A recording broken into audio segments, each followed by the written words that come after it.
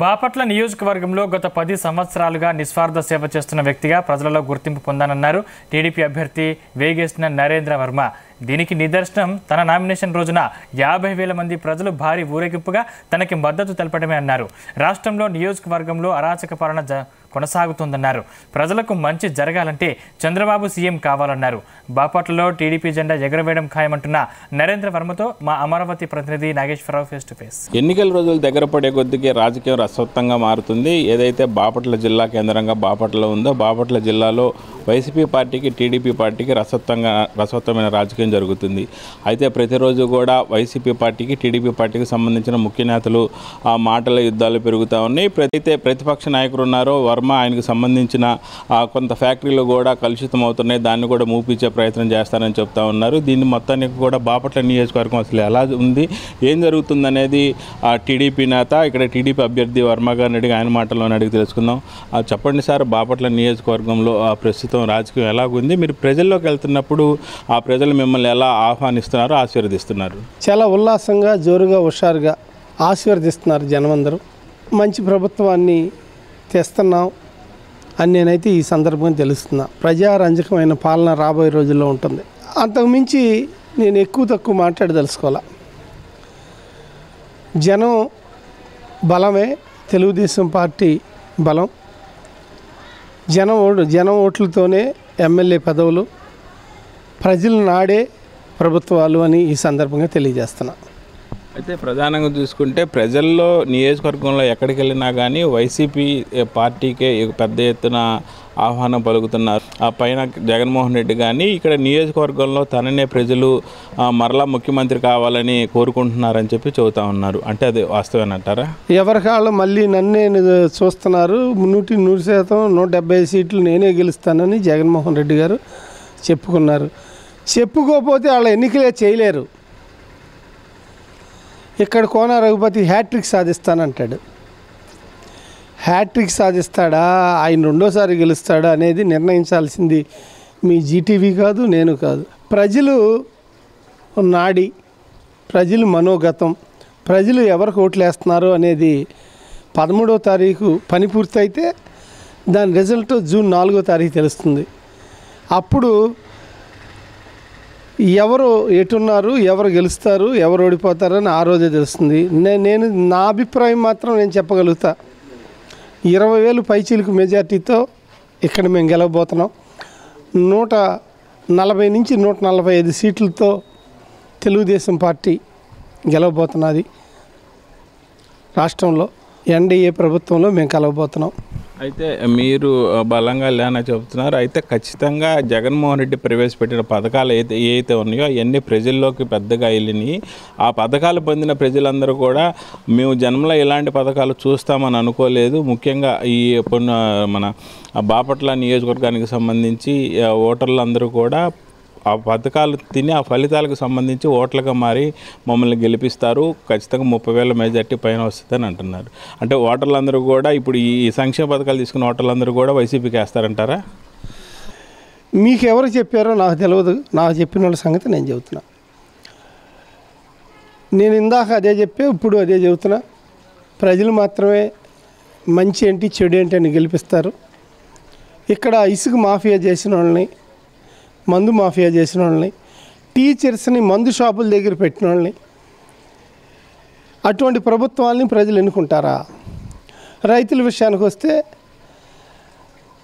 పంట కాలువలు కానీ మురుగు కాలువలు కానీ బాగు చేయకుండా ఇన్ టైంలో నీళ్ళు రైతులు గెలిపిస్తారా? టీచర్స్ సిపిఆర్ ఇస్తానని చెప్పి ఇవ్వకుండా మడం తిప్పి మాట తప్పేవాళ్ళని టీచర్స్ ఓట్లేస్తారా? అలాగే మందు బాబులు కూడా 60 రూపాయలు క్వార్టర్ కొనుక్కుని ఇప్పుడు 160 రూపాయలు వెచ్చిచ్చి తాగి పేగులు కూడా మాడిపోయే చెత్త మందు ఇచ్చే ఆ మందు బాబులన్నా ఓటేస్తారా?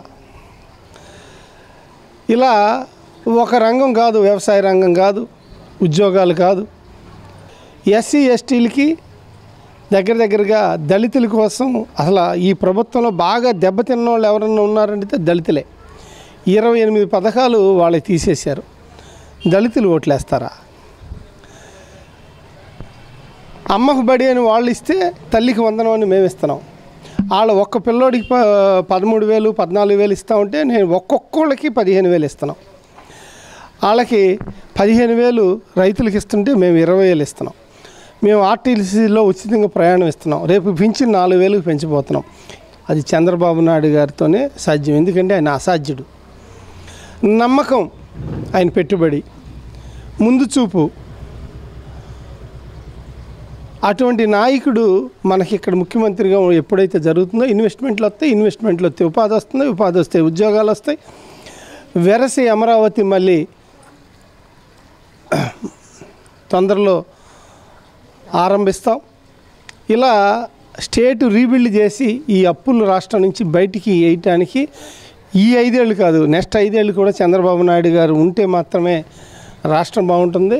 వాళ్ళ బలం అనేది మన రాష్ట్రానికి ఆర్థికంగా ఉపయోగపడుతుందని, మన రాష్ట్రం ప్రజలందరూ క్షేమంగా ఉండాలి, పిల్లా పాపలతో ఉద్యోగాలతో సంతోషంగా ఉండాలి అంటే మనకి భారతీయ జనతా పార్టీ మన రాష్ట్రానికి అవసరమని వాళ్ళతో కలుపుకోవటం జరిగింది. ప్రజానాయకుడు, జన సైనికుడు. రాబోయే రోజుల్లో ఆయన త్యాగ ఫలం, ఆయన ఆలోచన విధానం, సూటిగా ప్రశ్నించే తత్వం, ఇవన్నీ కూడా తెలుగుదేశం కూటమికి పెద్ద అనుకూల అంశంగా మారింది. అటు వైసీపీకి, జగన్మోహన్ రెడ్డికి ప్రభుత్వం ఫెయిల్యూర్ గురించి, లోకల్లో ఉన్న రఘుపతి అవినీతి గురించి బాపట్ల ప్రజలందరికీ తెలుసు. మేము 10 మందికి మంచి చేశాం, 10 మందికి సేవ చేశాం. రాబోయే రోజుల్లో ప్రజాసేవగా 10 మందికి మంచి చేయటం కోసం, ఒక సేవకుడిగా ఉన్న నేను ప్రజాసేవకుడిగా మారటం కోసం ప్రజా ప్రస్థానంలో అడుగుపెట్టి ప్రజల చేత ఓట్లు వేయించుకుని ప్రజల క్షేమం కోసం పనిచేయటానికి నేను సిద్ధంగా ఉన్నా. నాకు పెద్ద పన్నుడిగా పనిస్తే పనిచేస్తా. పదవితో నేను సిద్ధంగా ఉన్నా సేవ చేయటానికి. అది ఆ రోజు నుంచే నా నడక బిగినవుతుంది. రాబోయే 1830 రోజులని ఈ సందర్భంగా తెలియజేస్తున్నా. అయితే మీకు సంబంధించిన వ్యాపారంలో ముఖ్యమైనది ఆ రొయ్యల ఫ్యాక్టరీకి సంబంధించి ఏదో కలుషితం అవుతుంది. ఖచ్చితంగా తాను రెండోసారి అది రేపు అధికారం చేపట్టంగా ఫస్ట్ దాని మీద దృష్టి సాధిస్తానని చెప్తున్న పరిస్థితి ఉంది. అంటే ఏంటంటారు అది? 5 ఏళ్ళ నుంచి సారించకుండా దృష్టి ఇప్పుడు ఎందుకు సారిస్తారు? దానికి ఒక సమాధానం చెప్పమనండి. పొల్యూషన్ బోర్డు కాడి నుంచి అందరూ వచ్చారు, వాళ్ళ నామ్స్ ప్రకారం మేము నడుపుతున్నాం. లేబర్ చెస్లు కాడి నుంచి, అగ్రికల్చర్ చెస్లు కాడి నుంచి, ఇన్కమ్ ట్యాక్స్లు కాడి నుంచి అన్నీ పే చేస్తూ 500 కోట్లు వ్యాపారంతో ఫారిన్ కరెన్సీ ఇండియాకి రావటానికి 100% ఎక్స్పోర్ట్ యూనిట్తో 3,000 మంది ఉద్యోగాలు ఇస్తూ వాళ్ళందరి బలంతో స్వచ్ఛందంగా స్వేచ్ఛగా మేము ఇక్కడ బ్రతుకుతున్నాం. ఆ బ్రతుకు మీద ఎవరు దెబ్బ కొట్టినా వాళ్ళ బ్రతుకులు లేకుండా పోతాయని తెలియజేస్తున్నా. ఏదైతే బాపట్ల నియోజకవర్గానికి సంబంధించి ఆ మంచినీటి సౌకర్యాలు కానీ, రోడ్లు కానీ, ముఖ్యంగా ఏదైతే బాపట్ల జిల్లా కేంద్రం అయిన తర్వాత పర్యాటక ప్రాంతం కానీ, ఆ రోడ్ల విస్తరణ కానీ ముఖ్యంగా దృష్టి పెడతానంటున్నారు. అలాగే ప్రతి ఒక్క ప్రజలకు కూడా అందుబాటులో ఉండి వాళ్ళకి ఉపయోగకరంగా బాపట్ల అభివృద్ధికి సహాయపడతానంటున్నారు తను గెలిపిస్తే. అలాగే ఏదైతే బాపట్ల ఎమ్మెల్యే కోన రఘుపతి చేస్తున్న ఆరోపణలు, ఏదైతే ఆ రొయ్యల ఫ్యాక్టరీ ఉందో, రొయ్యల ఫ్యాక్టరీకి సంబంధించి 5 ఏళ్లలో దాంట్లో అన్యాయాలు, అక్రమాలు జరుగుతాయి, దానివల్ల ఇబ్బంది అయితే ఎందుకు దాని మీద చర్యలు తీసుకోలేదని ప్రశ్నిస్తూ ఉన్నారు. అలాగే ఏదైతే బాపట్ల నియోజకవర్గంలో ఖచ్చితంగా ఆ తెలుగుదేశం జెండా ఎగురుతుందని, ఇక్కడ ఖచ్చితంగా 20,000 ఓట్ల మెజార్టీతో ఖచ్చితంగా గెలుస్తామని చెప్తున్నారు బాపట్ల టీడీపీ అభ్యర్థి వేగేసి నరేంద్ర వర్మ. కెమెరా పర్సన్ సాగర్తో నాగేశ్వరరావు, జీ న్యూస్, బాపట్ల.